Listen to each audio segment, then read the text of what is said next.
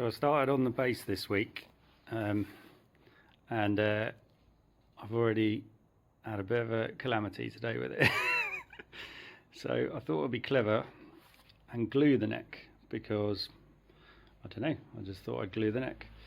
So I managed to file it out, make it fit and glue it last night. Obviously there's some filler on there that I need to wait to dry and sand off, but ultimately it's glued pretty well. And I was pretty proud of myself until I realised what I hadn't done is made any way to get in and adjust the neck, because I thought it would be there, but it's not. Like Brian mentioned, my good friend Brian, who actually builds guitars, it's this end. So I've just had to get the chisels out and chop a great big lump out, and I've put a load of PVA around to try and seal it. But during the process, I've never really chiseled anything before. I managed to damage my thumb 3 or 4 times, and I was bleeding all over the place. And I had to get the sander out and sand the blood off, because I've literally been bleeding over this thing. But it's coming together. I made a pickup surround so that I can put a jazz bass pickup in. I've done all the measurements, as you can see, all the lines all over, which I'll sand off so the bridge is straight. And yeah, that's all right. But yeah, it's been blood injury day and lots of swearing. So yeah, little comedy bass update from the calamity that is my fretless.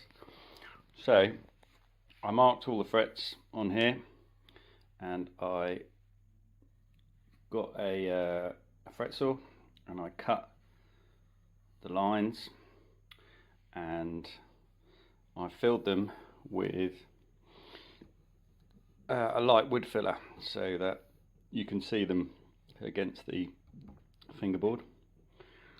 But on the 5th fret I made a bit of a boo-boo, and what I did was the saw jumped as I was doing it, and so I put a line next to it, and I was really annoyed because I was like, I'll never fill it and hide it. So what I decided to do as a remedy was to, where the dot markers would go on the 5th, 7th, 9th, 12th, I decided I'd do a double line on all of them, so it looked in uniform, and it kind of worked out. So once I've oiled this board up, it'll actually probably look like I meant to do it. So I was pretty proud of myself. And I thought, just before I put everything away, I'll drill the earth wire for the bridge, because I've got some I bought some super long drill bits so that I could do that. The only thing is, I misjudged the angle of how deep this was, and I completely missed the pickup cavity, and I knew it as soon as I'd done it. I came flying through the bottom of the guitar. Not my finest hour.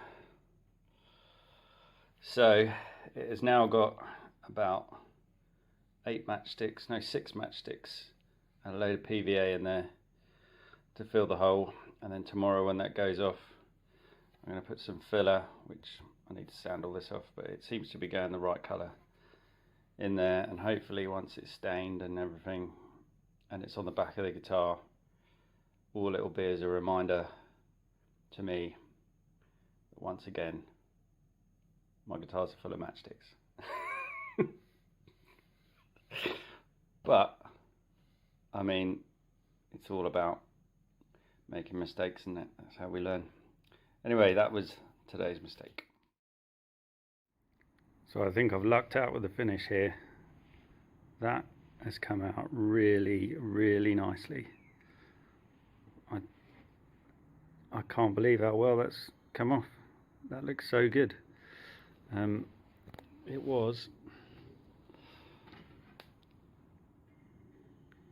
It's just worked so well. I'm almost speechless. I sprayed it black with a matte spray paint, and I sanded a load of it off, and I've gone over it with a true oil, and the colour has literally popped out. That is just super cool. I'm really pleased with that. Oh, brilliant. Right, I've just finished wiring up the base and I've gone off piste a little bit with it. I've actually done 500k pots and a 0.22 microfarad capacitor. I know that probably will make it sound quite bright, but you know, I'm building it, so I can do what I like. So I'm going to see what this sounds like, and if it sounds rubbish, we'll swap the capacitor and maybe swap the pots, but that's what I've done. Let's give it a go. Little bass update. So this is the one that I've kind of shelved for quite a while, but I've got it back out. I've put the pickup in and shielded it out. I've just finished making a pick guard for it. Some pick guard material, which hopefully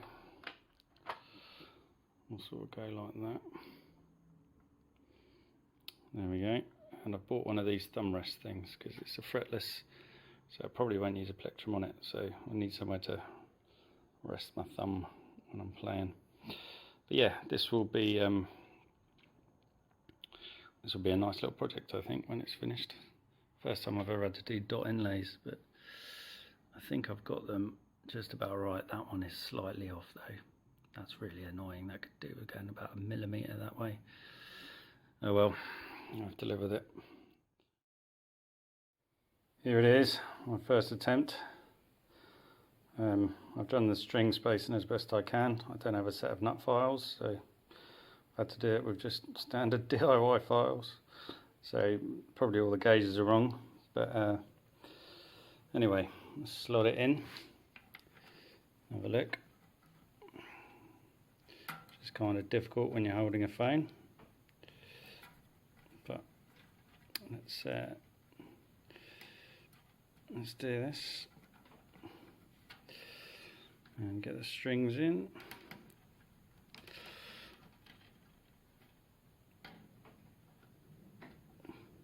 There we go. As you can see, the spacing is all right. I think I got that right. There's one thing I got right anyway. Problem being is when you come down this end and where the strings pass over the pole pieces, that one's all right. That's passable, but this one's miles off. I need to move the pickup about 1 millimetre this way, maybe 2 mil that way, which means cutting an entire new scratch plate. So I've ordered some plywood and I'm going to make a wooden scratch plate because that's going to annoy me so much. It's a real shame, but you know, this is being an amateur and doing it in your garage. This is what you get.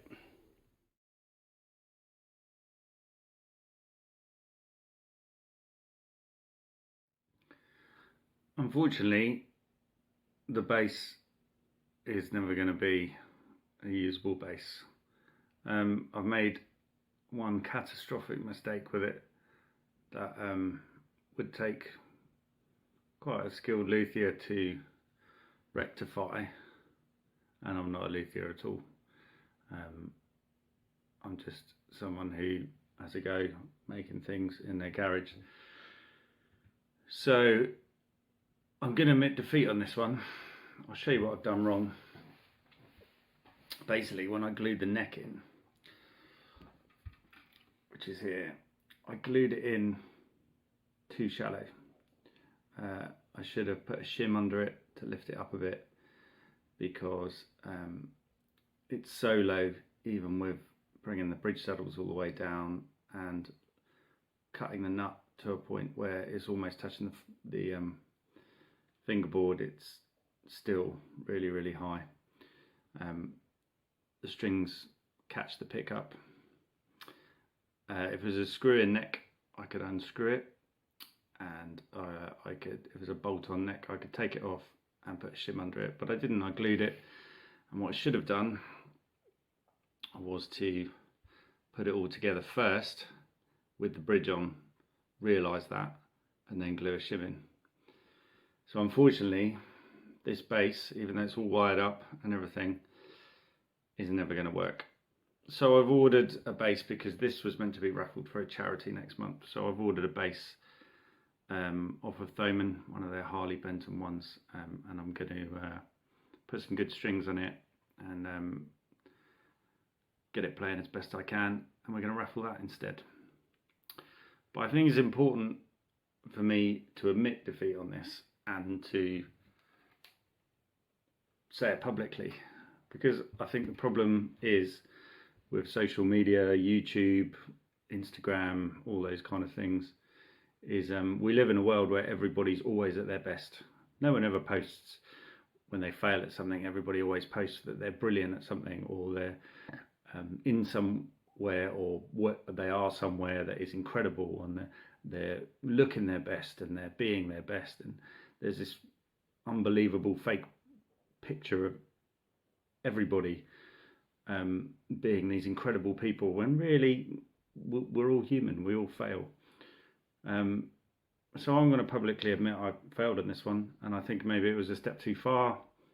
I've built kits in the past which have been fine, but this one isn't a kit. This was a guitar that needed a bit more skill and a bit more expertise, and I'm not up to it yet. So I'm gonna take it as a learning curve, and I'm going to order another kit, I think, and I'm going to carry on building kits for a while before I have a go at building something again that needs a little bit more skill. So yeah, unfortunately this bass was a failure, but you have to take the positives, and I'm going to take all the bits off, put them in my drawers on my tool on my workbench, so I've got them for a future project. Maybe in years to come, when I get better at this, maybe I can get the neck off and have another go at it. But until then, unfortunately, this project is done. So moving on.